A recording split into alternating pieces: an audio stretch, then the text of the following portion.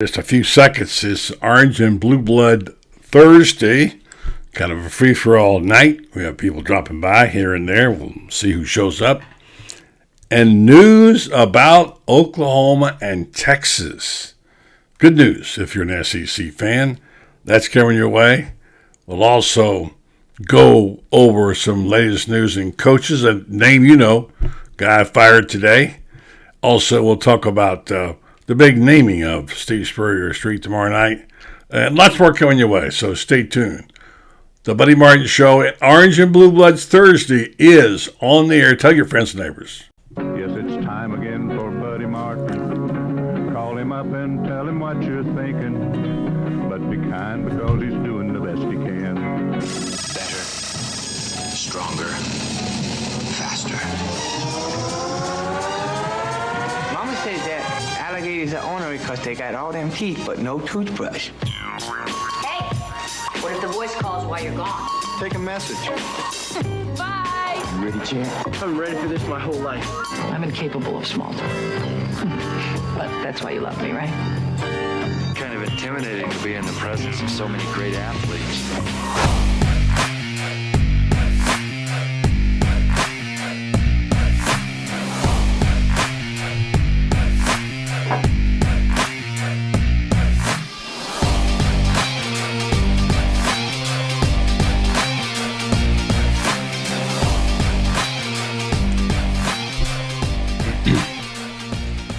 Good evening and welcome to a Thursday night edition of Orange and Blue Bloods.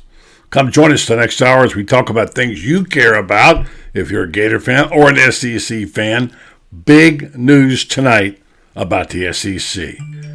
The long-awaited expansion that takes in Oklahoma and Texas, scheduled now for 2025, kept getting pushed further out.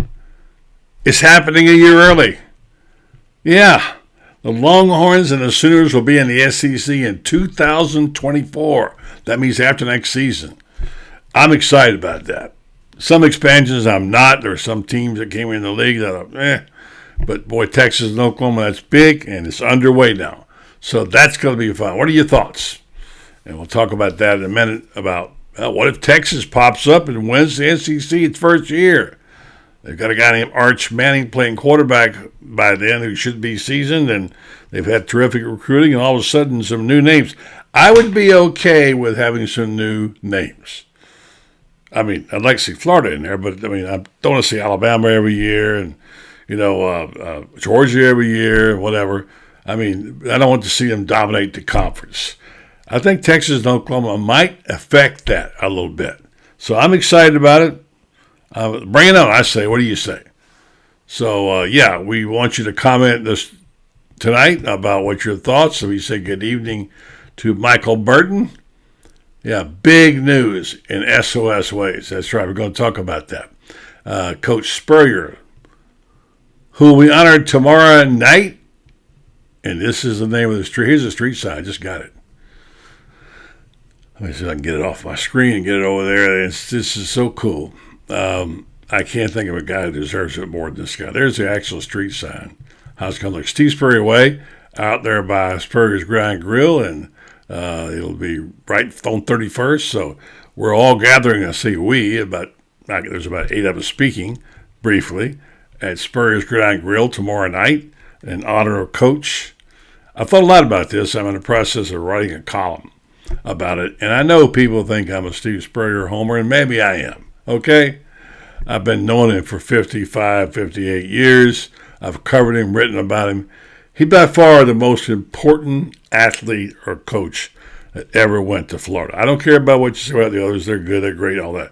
In terms of who else will ever come and win a Heisman as a player and a national championship as a coach, it'll never happen again. So, anyway, good stuff right there. Steve Spurrier. Good evening to Robert Turner. Dan Bond, all the way from Texas out there. And Dan wins the pole position tonight. Dan writes some fine pieces for us. And he introduced us to gymnastics and taught me some things about it. And from time to time, he'll be doing that. So we're excited to have Dan, a long-time participant on the show, and, of course, pretty good writer. He's getting better and better. So Evening to Ryan Smith. And dilly dilly to the man who's making it all happen tomorrow night. Freddie Weeby, the guy. This guy is a maestro, I'm telling you. He pulls things off like this. This is going to be a special deal. I can't wait for it tomorrow night. By the way, pretty successful restaurant, too. Nice going there, Coach Weeby. So good evening to you, Ryan Smith. How are you? Michael Burton. Hello, how are you? Donald Wilder. Again, let's see. Robert Turner. Yes, awesome. 2024. He meets Oklahoma and Texas. If you're just coming in now to hear about that, I didn't hear earlier. That's the news tonight that broke. Oklahoma and Texans coming in the league. Nice going to Greg Sankey. Is that guy good or what? Yeah, it will be interesting for sure. Yeah. Dan Bond says it's nice for him to have more teams close to him. That's why they did it, Dan, because they want to get you more SEC teams. You get to see more gymnastics that way, too. Dan says those two teams excel in all their sports. Yeah, they do. And I back in the day, many moons before your grandfathers were born, when Texas was a dominant team, I once saw their coach, Darrell Royal, speak at a clinic in Gainesville. I wanted to suit up. He was so fantastic. I liked the Texas Longhorns back in those days. I liked the SEC first. Had an opportunity to go out to Texas a few times, visit Austin. And when they were rocking, it was really good for college football. It's good to have them their game on, the game face on. And so, yeah, that's going to make it exciting. Evening to John Brock. Gator softball or Gator baseball starts tomorrow. Sorry about that. Yeah. Thank you for reminding us on that, John. Let's see. What else we got? Racy Walker. Good evening. Ryan Smith. SOS is a Gator legend. He is beyond legend. I mean, I'm trying to find a way to put it in words without sounding ridiculous because I got to speak for a couple of minutes tomorrow night. I mean, legend, forget. He got that a long time ago. But think about this. What's it like? I mean, you old-timers can put this together, or even today. Let's say, what if Steve Spurrier came back and was for, came back and like, well, let's say Andy Reid. All right, Andy Reid, and let's see who else. Anyway, think of the quarterbacks and the coaches who played different roles. Spurrier's both of them. I mean, it's amazing what Tom Brady and Bill Belichick. I mean, because he did both jobs well, and I would say he's done more for University of Florida sports than any 5 or 10 other people I know of. All of them, I'm telling you, because not only he's still doing it, by the way. So very happy for him tomorrow night. It's a small thing. What does it mean when you already got a stadium named after you and a couple other ballparks, one in Johnson City, and he and Jerry have their name on the practice facility in South Carolina? It means a lot to him. I had him on earlier that this happened, that he doesn't dwell on stuff like this. So, yeah, great stuff there. So, all right, so let's see. We got a wedding in the orange and blue room. Kyle, we'll get to him in just a moment. Let me play the spot and get our sponsors in. And Kyle Curtis, who, by the way, was part of doing an exceptional story in Gator Bay. I'm so proud of Kyle and his partners that he did this story. Let him talk about it. First, we'll hear a message from our sponsor tonight, and that would be Titan MRI.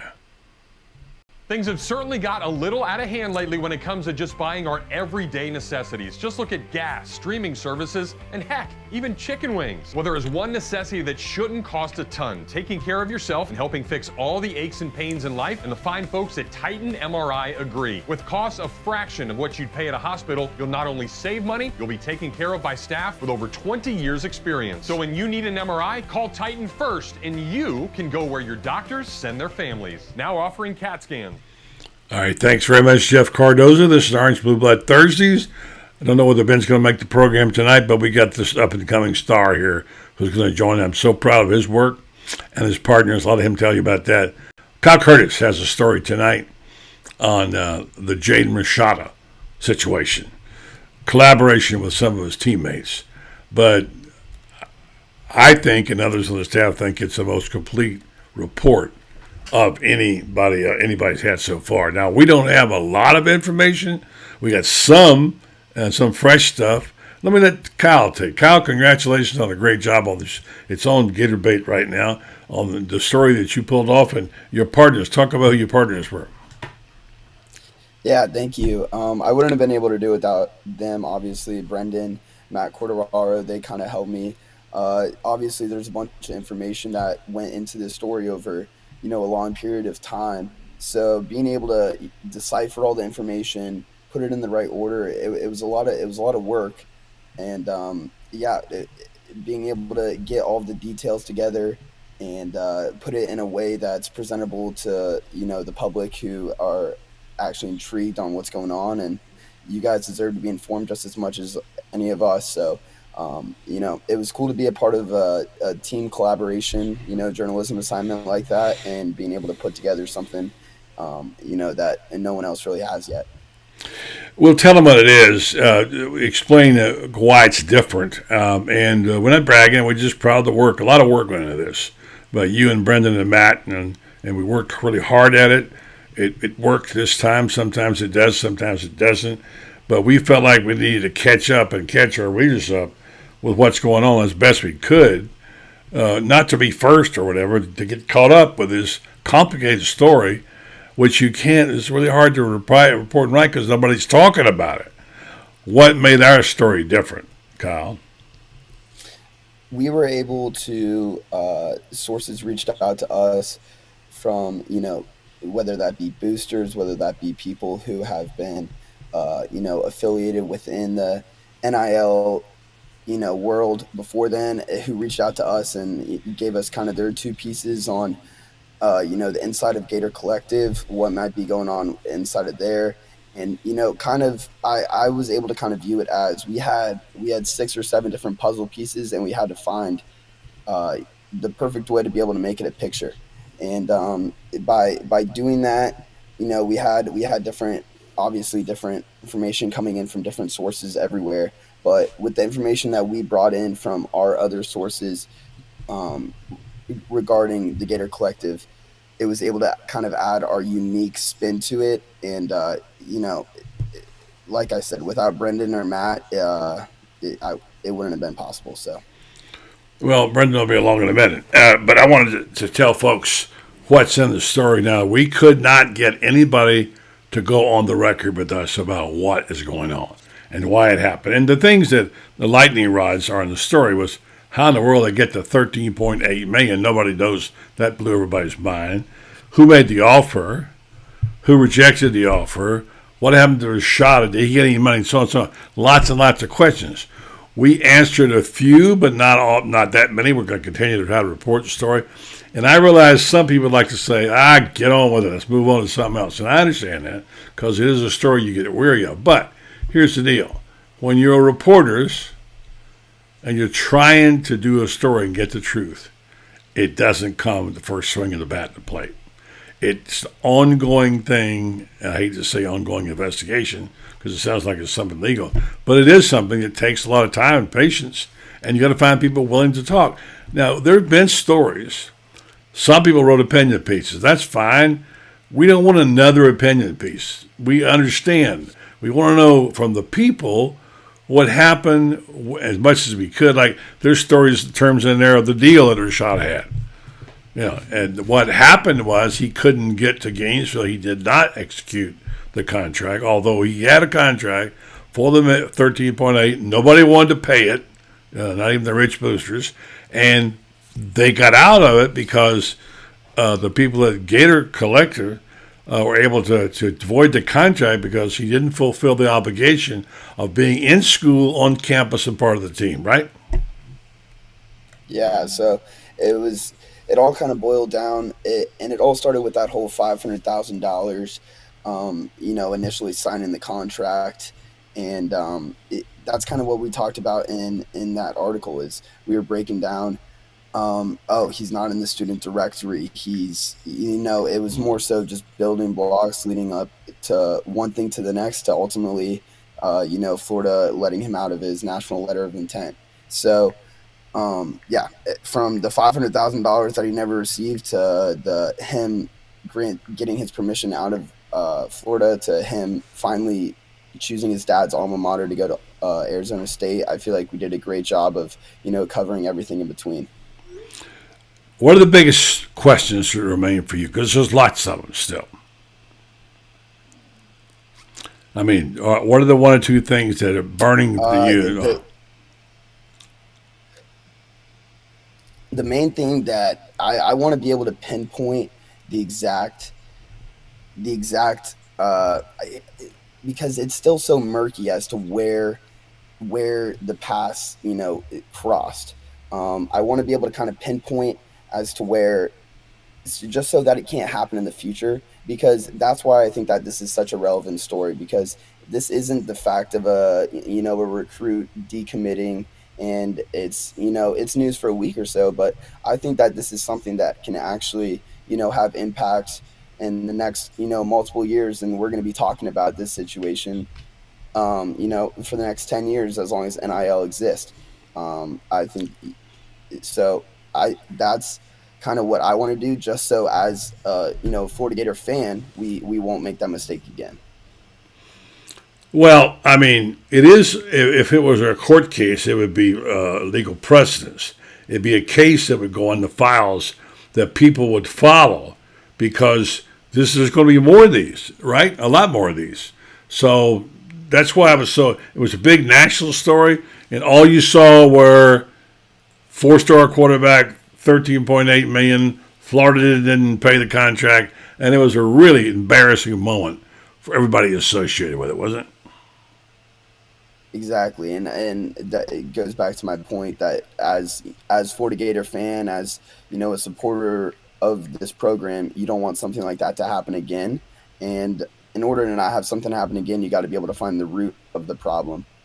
So I think that's I think we have a pretty good foundation, but I still think that there's a lot of reporting to be done, and I think that hopefully that as time moves on, we'll be able to get more answers.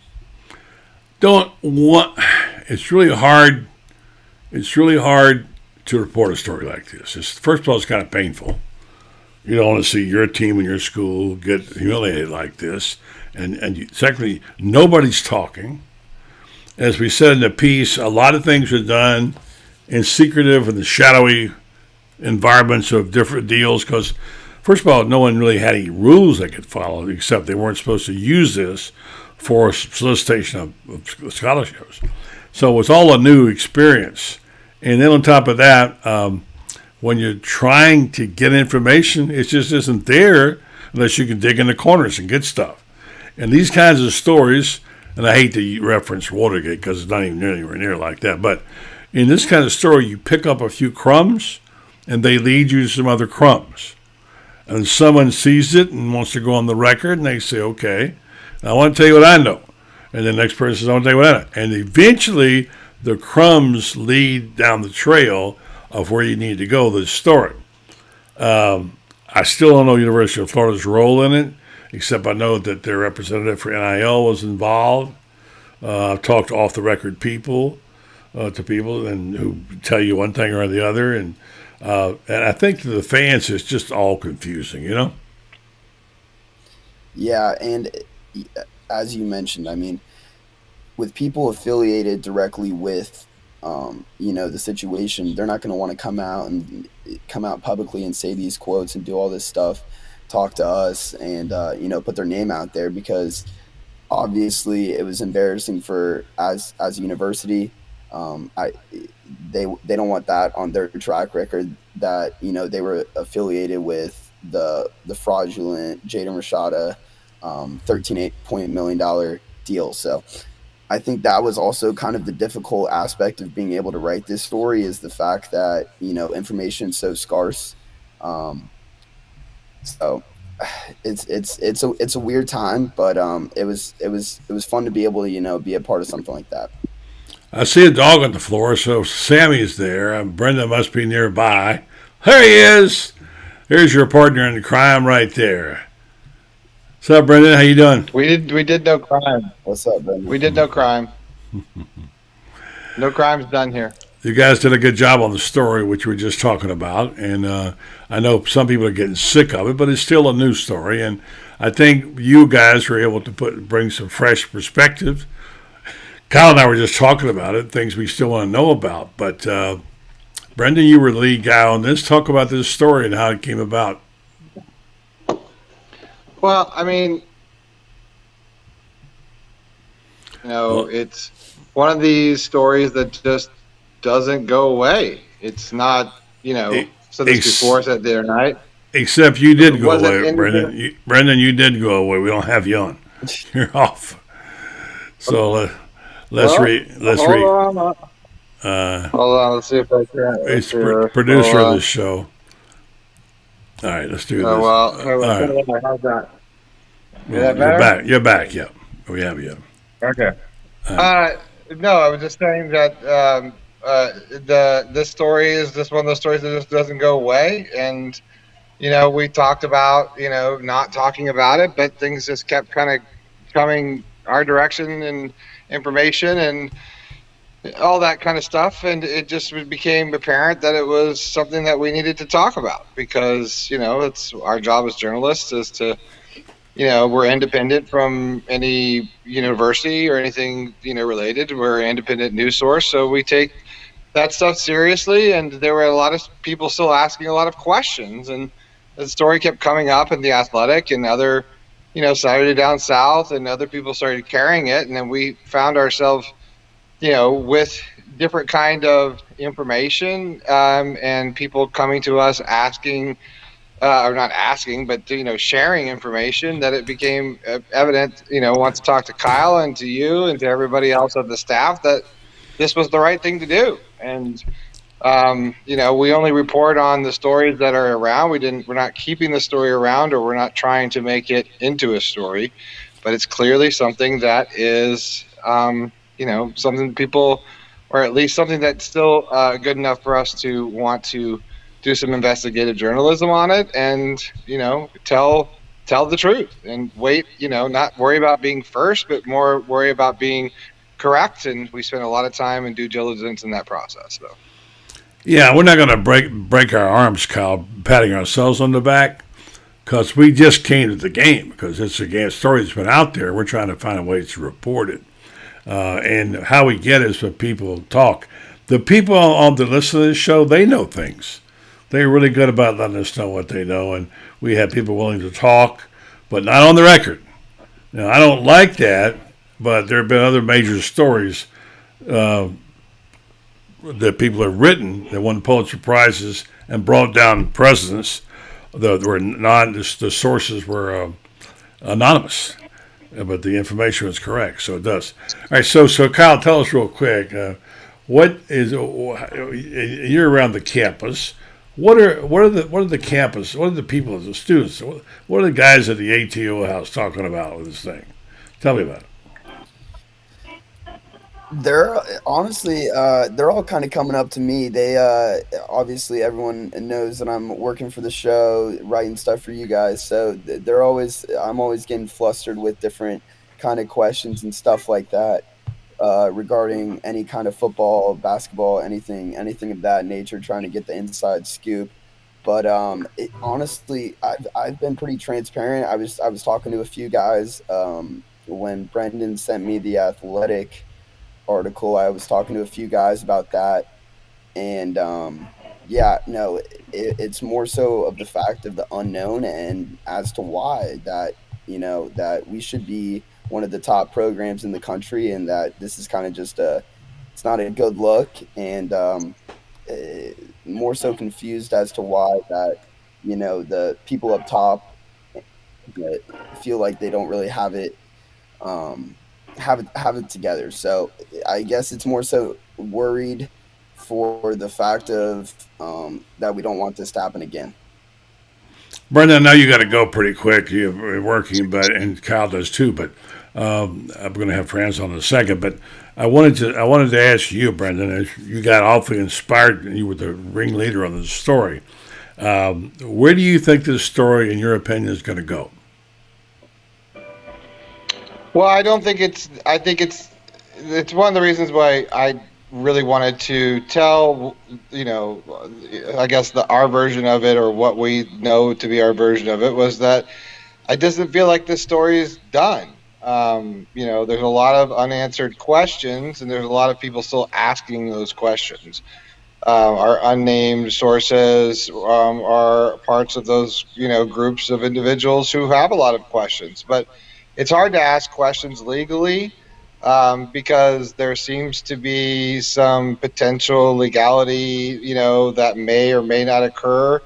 And that this story, because it keeps showing up, in other news outlets, and people keep sort of, adding their part of it, that it's apparent that there's more to it, and it's not because we're here to place opinion or do an editorial or any of that. It's just more of that. It's like it just, every time you turn around, you pick up another piece. You pick up another piece. So to me, it was like, well, we better start telling this story, because I think it's one of those stories that, unfortunately, for the program and, for those involved, it's a story that most people would like for it to go away. But when you're dealing with, these unknowns and millions of dollars and lots of question marks, and, there's potential for people getting involved, that, weren't traditionally people that were getting involved in the program, i.e. the Millionaire Club. And I think a lot of people wanted to, it feels like there's a need for transparency so that this doesn't happen again, not only at Florida, but for all the other schools, is to, because the most important thing here is the young athlete who's coming in. And, I think, Rashada wanted to be a Gator, and wanted to play at University of Florida. Definitely didn't want to take I don't think that, I haven't talked to him, but, definitely doesn't seem like that his dream was to be at ASU right now. So it's more of like just keeping in mind that we're dealing with young people. And, that was part of the drive for me to want to get, that version of the story out, because these young people are now not just dealing with, where to go to school and play, but you've got money and and it's life-changing money. And, I think what the job of the press and the media is to tell the responsible story and be, the checks and balances in the process of whatever it is that you're covering. And I just felt like, as GatorBait, as a brand that's been chronicling Gator sports for over 40 years, that it was something that was, important to me as the president of the company, that we were going to get into, at least telling the parts that we knew, and then be a sounding board for the fan base and everyone else who has a lot of questions, because I think just the basic understanding of what's going on here is in question. That there are entities like the UAA, and there, the collective, and there's, boosters, and all these different things that go into it. And it's not just a decision from Scott Strickland or, the brass at UF, but it's a very intricate system that is morphing before our eyes, with the transfer portal and the NIL. And it's going to be that story that a lot of other schools and other programs look towards as a saying, well, we don't want this to happen here, and I think a lot of people want to know about, how is this not going to happen again, so the Gators can continue to go after those 5-star athletes and be competitive in the future. So it's not one that you enjoy, digging into, but it was clearly, necessary, as far as I'm concerned. Is this something that we need to get on paper with and say, this is what we know, this is our part of it, and and let it kind of play out from there. So there was no question that was something that we needed to be a part of. All right, so Kyle, the one part of the story that was kind of intriguing is that the money. A lot of people are naive about the money that comes into these programs. Now, I asked a former coach, well-known coach, about dealing with overeager boosters who want to start buying players and stuff. And let's be honest, some teams have bought their players before NIL. Now it's legal. And this coach told me he never had that problem. He just said, no, we're not going to do it, and that's how it was. But we all know there are certain programs that have been buying players for years. I can't prove it, so I won't name names. But the thing about this story is that it was interesting, was that in one of our sources, a group came forward that was the old guard that were not Gator Collective people and had some very critical things to say. Is that music I'm hearing someplace? Yeah, it's your granddaughter. Okay, all right. All right. She's I thought down now. Hold on, let me. that's all right. That's all right. Let her go. Stella. If Stella's doing this, okay. I didn't know. I thought maybe it was coming over my. Yes, sure. But just as we're going to She's bring. only got her headset. She only got her headsets on gaming while she's listening to music at 10. It must be a Martin. Yeah, let's bring Francis in while we're doing this. Just to finish up the thought, and that thought is that the money that comes into the programs, as we know, has been illegal. Some do more than others. I think in this particular story, we'll bring Franz in, is the fact that that another group came forward that was not Gator Collective, and they still told us they were not very happy with how Gator Collective handled this, which was interesting, I thought. Kyle, did you get that? Yeah, and I think that kind of just speaks as to how this whole situation is still an unraveling, story, is the fact that, more people are coming out who are closer to the situation and being able to, I don't know if expose is the right word, but being able to at least shine light on. Yeah, illuminate's a good word. Yeah, I agree. Yeah. Go ahead. I'm sorry. Shine light maybe on some of the flaws that are going on with and I'm not saying maybe I believe that there's good in everything, and that I think that people are doing it the right way up there, but at the same time there's a loose screw, and I think that's I don't know if that's our job to be able to locate that and report on that and do the best of our ability, but it's just a weird time right now. It's weird, and I don't think any of us have ever really seen anything like it, especially with NIL and being unknown of everything. It's crazy. Let's bring in the Iron Duke for a quick comment before you guys go away. He read the story. Francis, good evening to you, my friend. What are your thoughts? First and foremost, Kyle, Brendan, Matt. You guys did Matt did an extraordinary job. This is like peeling layers of an onion. You just keep peeling, and I don't think anybody, has yet gotten to the core of everything that happened. I think in a lot of ways everybody has skimmed the surface. There's more to it than meets the eye. There's more people involved with this than have, I've been told about a couple people that I'm not really at liberty to say at this moment. I sent it in a text. You guys know who I'm talking about.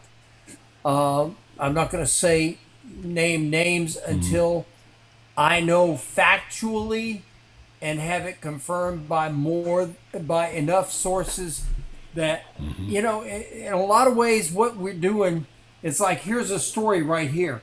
And we are gradually surrounding the story to the point that there's no way out. The truth is in the middle there, and there's no way to leak it out or anything like this.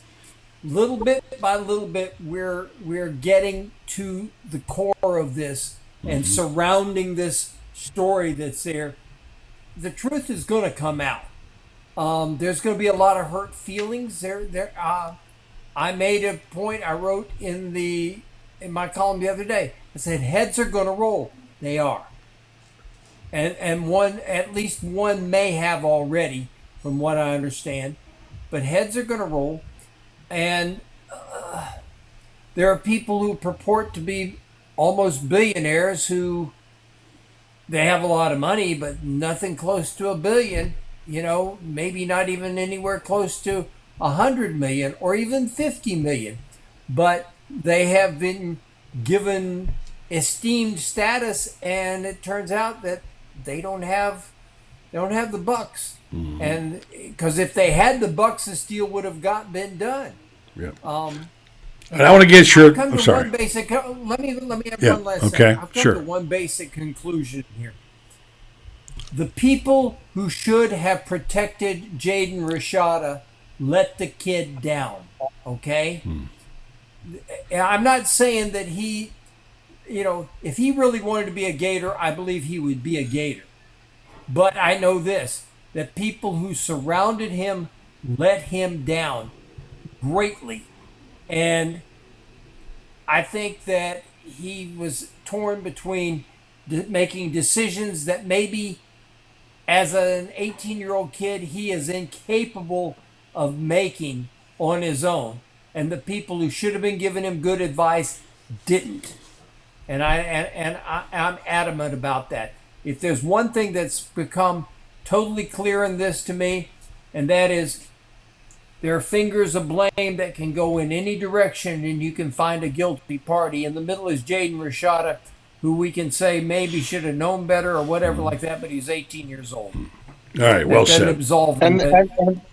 And to dovetail what Fran says, I think that at least my part of the story, as we kind of broke this up into pieces, and then we reconvened, is the people that I've talked to is that there is this great desire, for more of transparency in this process, because there is a big question mark of saying, if we had all this money and we had the ability to do it, and he wanted to be here, why is he not a Gator?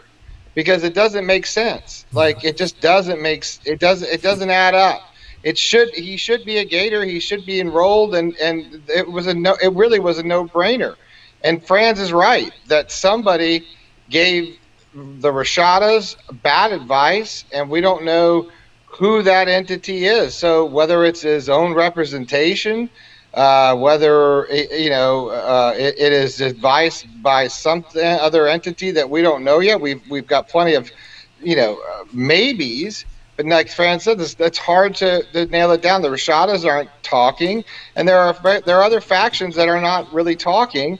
And then there are other factions that won't stop talking. So, that's the confusing part. Everybody wanted, including Rashada, Jaden wanted to be a Gator. Why is that not a deal? And why has he signed a $300,000 deal to go play at ASU? Doesn't make any sense to me. All right, guys, I want to get everybody out of here. And Francis is going to stay around and talk about some 7 key games. A guy we know well got fired today, and surprisingly, get Francis' take on that. I want to mention tomorrow night's a big night. We got, I'll let Brendan go ahead and go. We got Steve Spurrier coming up, the naming of that street for him, which is great, and other stuff. So final thoughts from Kyle, and then we'll let you go, Kyle. Again, I couldn't have done it without Brendan and Matt Corderaro. They did a great job. And I don't think that this is the end. And for the Super Bowl, I think Patrick Mahomes is going to get it done. Okay, to get that in there, that pick. All right, thank you very much. Good job, Kyle. Appreciate it, man. Take care of yourself. All right, see you guys. Absolutely. Good job. Yeah. Really good job. Bright young man. Friends, I got so much to ask. I want to get to you because there's a lot going on right now. Oklahoma, Texas is coming in early at 2024 as of tonight. We found that out, which is kind of amazing. And then Charlie Strong got fired in Miami. I'm a little surprised by that. And then let's talk about these 7 key games. I'll do a quick spot, and you take me wherever you want to go with this and tell me what you want to talk about next, okay? Here's a message from our friends at Meldon Law.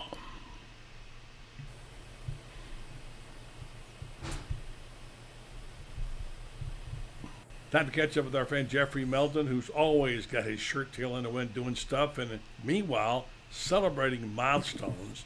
Jeffrey, first of all, hello and welcome back, and congratulations. You got a big milestone coming up for your Scholar Athlete program, 25 years.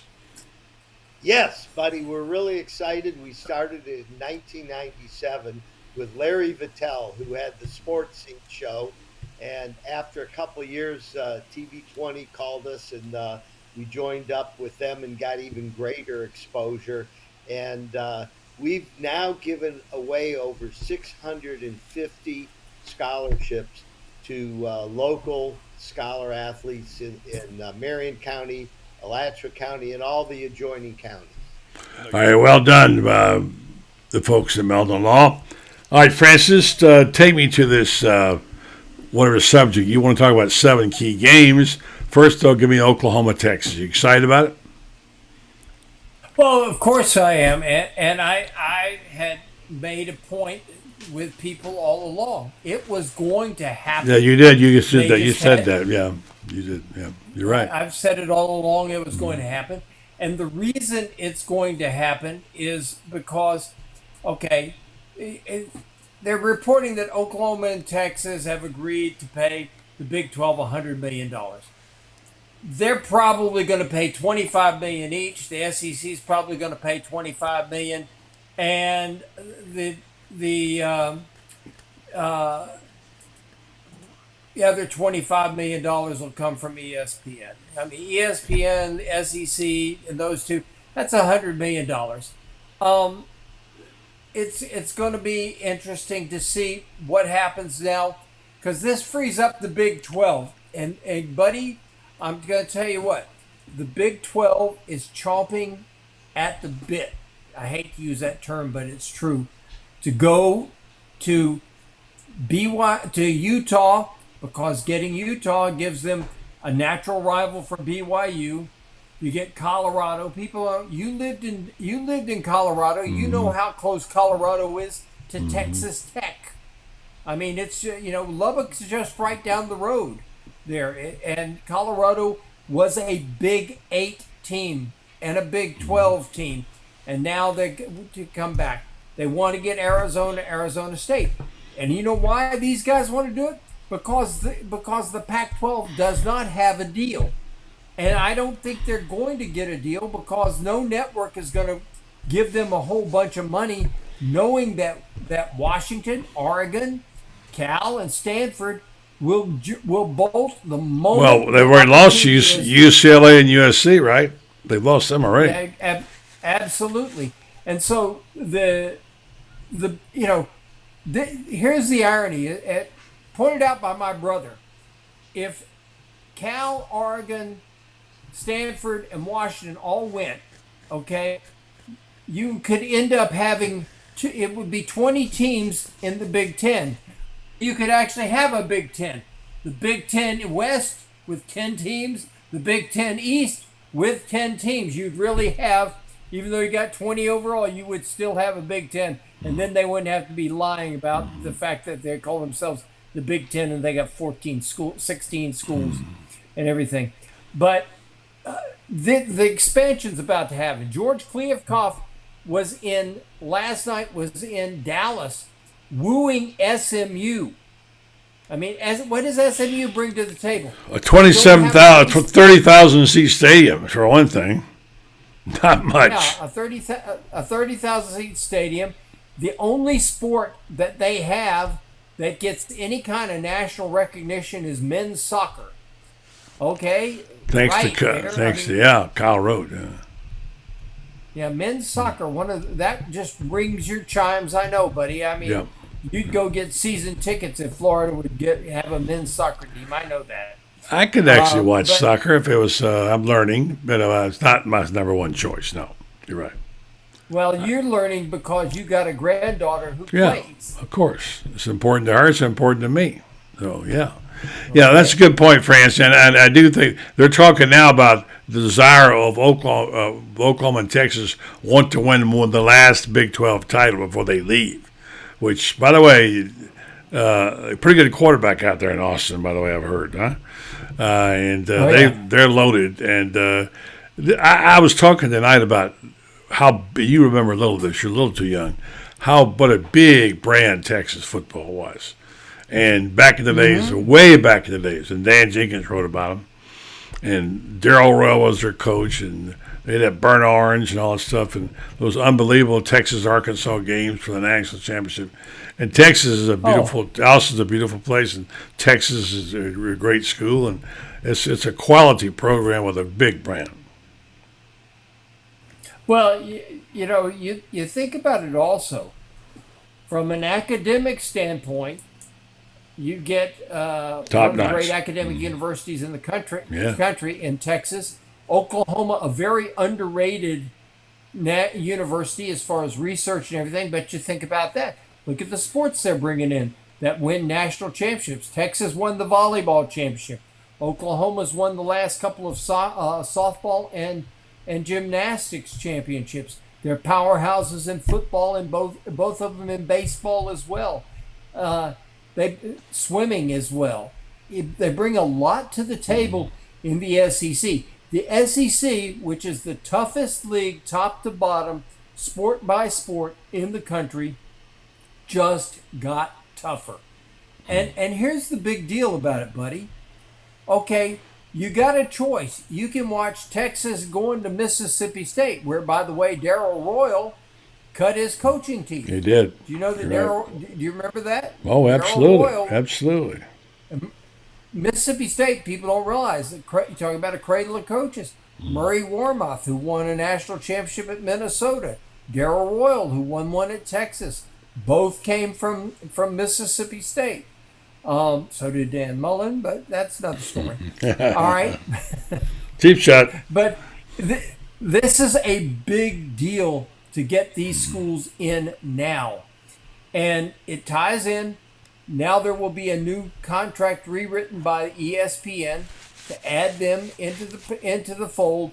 And it's going to be, instead of $300 million a year, it's going to be monstrous. Yeah, for sure. There are people who are saying that this contract is going to be somewhere in the range of $750, $800 million a year, because that's what. And this is the thing.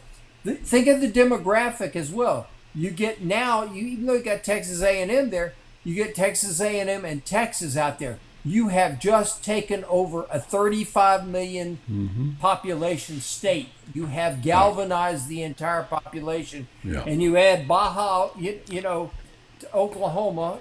Texas is also known as Baja, Oklahoma. Thank you, Dan Jenkins. Dan Jenkins. I know. Couldn't resist that. Couldn't resist that line. What a good book too. But you look at that Oklahoma. Up there, Oklahoma's got 7 national championships in football. People don't realize that. 7. They've got more than Texas. The only school that has more than Texas than Oklahoma is Alabama. I mean, goodness, we don't have another school in the SEC that has. I think the most that anybody else has is 4 now, and that's Georgia, or maybe that Georgia. Yeah, Georgia had the 41. Georgia had 4, but that's it. LSU may have had one back in like 36 or something like that, but 7 national championships. This is a very big deal on every single front, but particularly on the television front. Because now you have a block from Texas all the way to the Atlantic Ocean, all the way up into Ohio, into Illinois, into Indiana, because the SEC reach goes, you've got all these schools, for example, in northern Kentucky, all these towns in northern Kentucky that have TV. They're not watching the Big Ten. They're watching the SEC, and you got these schools right across the border. Cincinnati, I guarantee you there are a lot of SEC football fans in Cincinnati and up in Indianapolis and places like that. So you have just created a very, very big brand. And what are you going to watch? You think they're going to watch Rutgers and Southern Cal on a Saturday night, or do you think they may be watching Oklahoma at Ole Miss, or Oklahoma at Alabama, or Oklahoma at Florida? Yeah. Let me ask you a question, Franz, and let's talk on something. I had a lot I want to get into. We're running out of time. First of all, Charlie Strong fired in Miami. You surprised at that, number one? No, I'm not, because Mario Cristobal, I think, is hitting the panic button. Even though he's got this really, he's fired as offensive coordinator. Kevin Steele left because Kevin Steele was one step ahead of the jailer himself. He was going to get fired. And he got bailed out by Nick Saban. So Nick's going to go back to running the defense, and Kevin Steele's going to be his lieutenant. Charlie Strong, mark my words, Charlie Strong will be an assistant coach coaching the linebackers along with Kevin Steele at the University of Alabama next year. And that is a thorn in Florida's side for recruiting, because Charlie Strong can go in any school in Tampa or Polk County. He can, or Sarasota or Bradenton, in that area, which produces a lot of football players. Charlie Strong can go in any one of those places, instant name recognition, and that's a thorn in Florida's recruiting side. Yeah, Dan Bond brings up, could he be an analyst at Florida? Could, but he's why would he be an analyst at Florida when he'll get paid? He'll get paid. Yeah. Nick Saban loves Charlie Strong. Nick Saban's going to hire Charlie Strong. Mark my words on that. Okay. Wayward home for coaches. I wanted to go get you get your 7 games, make a difference. But I got an interesting article on the starting lineups for the spring. I wanted to you're good at rosters, and I was going to ask you. On 3 had one. There also had ones. Okay. Let's see what we got here. It's got a mysterious Jake note. Rudner. Jake Rudner has put one up there at 24/7. I'm sure. Yeah. Okay. Let's see. Okay. Oh no. Yeah. Boateng. You see that? Passed away. Boateng. No, I did not. Yeah. Yes, terrible breaking news, and not the kind of news you want to hear about a Gator, especially if it's what we think it was, which could have been, bad. So anyway, R.I.P. to him. Yeah, nice comment from Eddie Rojas. Nice article, a great show. Thank you, Eddie. Yeah, I'm sorry to interrupt you. So I'm trying to get to the starting lineups before we get off the air here, and where they fit in. And you're good at this. And I was going to go over the list that I got it. One from the here's the Athletics. This is just the front 4. 2023 question mark. All right, Princely, can't pronounce his last name, and Sapp. Emmanuel. Yeah, that guy. Tyreek Sapp. Yeah, or 1 and 2 defensive end. Nose tackle, Des Watson and Chris McMillan. Defensive tackle, Cameron Jackson and Kelby Collins. And jack position, Antoine Powell-Ryland and Junior and Jack Pyburn. Any thoughts about those? Well, Cameron Jackson, transferred in from Memphis, is going to play the nose. Count on that. 6'6", 350 pounds, and he can absolutely move. Des Watson will end up being the second teamer, unless he decides to get serious about weight and gets his weight down to about 380, which, he's a few biscuits above that now. Cameron Jackson's going to be there. Caleb Banks, the transfer in from Louisville, another one who's going to play. 6'7", 320 pounds, can run. Those guys are going to play. Princely's going to be starting for sure. The kid that's coming in from Kelby Collins is going to play. No question about it. He is going to play. But we run a 3-4 defense, with an outside linebacker, et cetera, like that. that front three is going to be significantly better. These two guys, and I feel very certain that they're going to add another defensive lineman in the spring. I'm hearing all kinds of stories about that. On May 1st, there will be a flood of really good transfers, and more, maybe as many as we had in December. Okay. And that's for a lot of reasons. You got a lot of guys that want to transfer out. For example, if you get to be a if you are a graduate, you can go anywhere you want to go and you can play instantly. You can go in the transfer portal in May 1, but then you're going to have to petition to play early. If you weren't in that early group, you got to petition. So you got a lot of guys who's decided to stay in school and graduate because then they can go anywhere they want to go. All right, so I'll save the offense till Monday when you're on. Get to your story about 7 key games.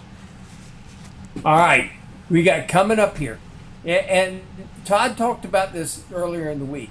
He said, okay, we got to win the games that we're supposed to win. And he was already counting the fact that, okay, Alabama's a tall order.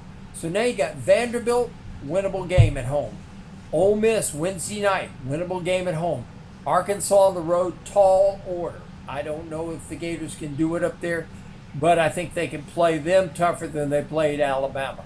And, of course, I got to tell you what, buddy, what Alabama did last night, they were in shooter's coma. Oh, my gosh, they're unconscious.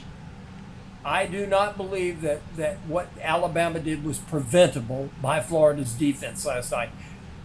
Sometimes teams get on that roll when anything they throw up is going in, and that's what they had last night. They outscored Florida by 33 points on the three-point line. That's the difference in the ball game. Okay, those two games Florida should win. First two, Florida should win. Arkansas, toss-up game. Kentucky, Florida should win. At Vanderbilt at home, tough place to play, but I think Florida wins. Georgia on the road, I don't think is the problem. LSU at home. Florida, I think you got 7 games here. I think you've got 5 winnable games. And, okay, let's call, just for the sake of it, we'll call Kentucky a toss-up game. So you got 4 winnable games. You got 2 toss-up games, and then you got Arkansas, which is going to be really tough. Florida's got to win 6 of those 7 games. Why? Because you get 19 wins going into the NCAA tournament. the SEC tournament. You win the first night at the SEC, you're at 20 wins. 20 wins, and if they win 5 of the next 7, let's say, or 6 of the next 7, they will be at 12 SEC wins. No team with 12 SEC wins has ever not gotten into the NCAA tournament. So you're saying there's a chance. You're saying there's the Animal House line. So you're saying there's a chance. That was Dumb and Dumber. Was that Dumb? Yeah, it was Dumb and Dumber. Yeah. People might say that's you and me, but that's okay. Yeah, could very well be right. We've been called worse by people. I think I'd be the dumber. You'd be dumb. I'd be dumber. So you're saying there's a chance. We've been called worse by people we love. Oh yeah, that's true. A lot of miles together, Francis, all these years. It's all been good. We have. But you want to know something?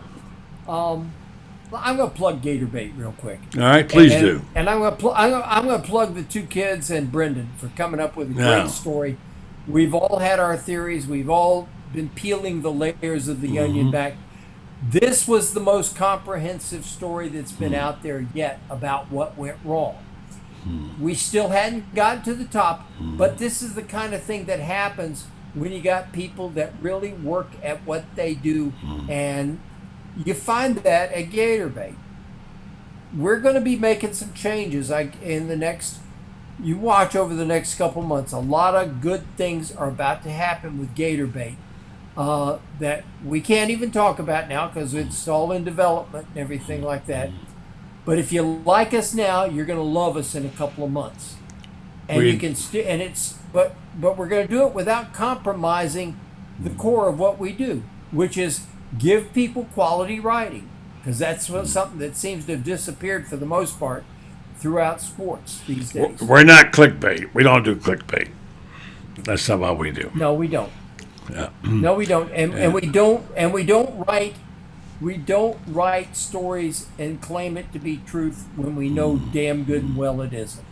And there are people out there. I'm not pointing any fingers at any local guys, but we see it throughout college sports and team websites and stuff like that. We see a lot of people out there that will run with any rumor that's out there, and they don't have any kind of substantiation to what they do.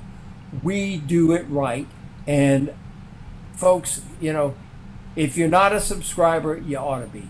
And if you like good writing and you like a place that has been around 40 years, going to be around another 40 years, because we're going to make sure that Gator Bait will keep living on. Keep these young boys going like we got. Yeah, keep those young ones going. They're great. So, Francis, as usual, you're the Iron Duke for a reason, because you bring it every week. And thank you for the great stuff that you do.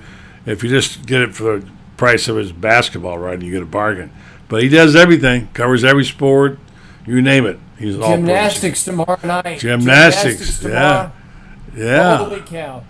We got the twin tens now in Trinity and Leanne Long. Boy. That's what I'm going to start calling them, the twin tens. There you go. I like that. Like the Twin Towers, but twin tens. I like that.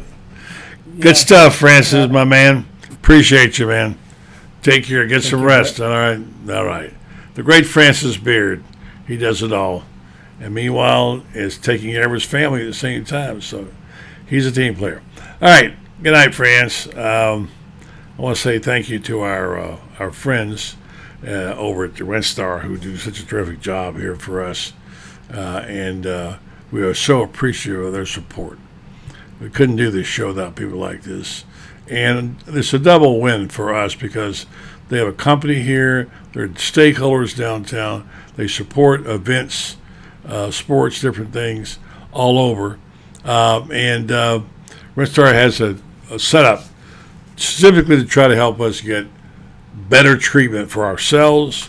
I've been in the doctor's office a little bit this week, and I said I'm so grateful for the doctors I've got. They're fantastic doctors, all of them. I'm confident, including my eye doctor and my GP and what have you. And this is the kind of operation they run at Rentstar. They're such good people. They care about us. They do these clinical research things all the time. And they try to get you to get involved because they like indigenous data so they can find out, because they're trying to find out what diseases we have and find out how to treat them. So if you were interested in being a part of some of their clinical research studies, they've been doing it since 1998, over 700 of them. You can contact them online at rentstar.net. They give you details. In some cases, there are compensation for time and travel.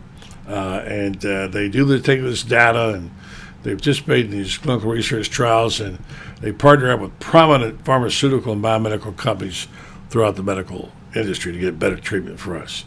So check them out online, Rentstar Medical Research, seeking tomorrow's answers to the health questions of today. Well, thanks so much for listening and watching tonight and this week, folks. We'll have a weekend off, and we'll watch a little ball. Be back with you on Monday. Thanks to our guests tonight. Good job by Brendan and Kyle. And, of course, the Iron Duke. We didn't get Ben tonight. He was busy, but we'll catch him next week. Thanks, folks. Thanks for watching. Thanks for listening to the Buddy Martin Show right here on this channel. Back next week, same time, same station.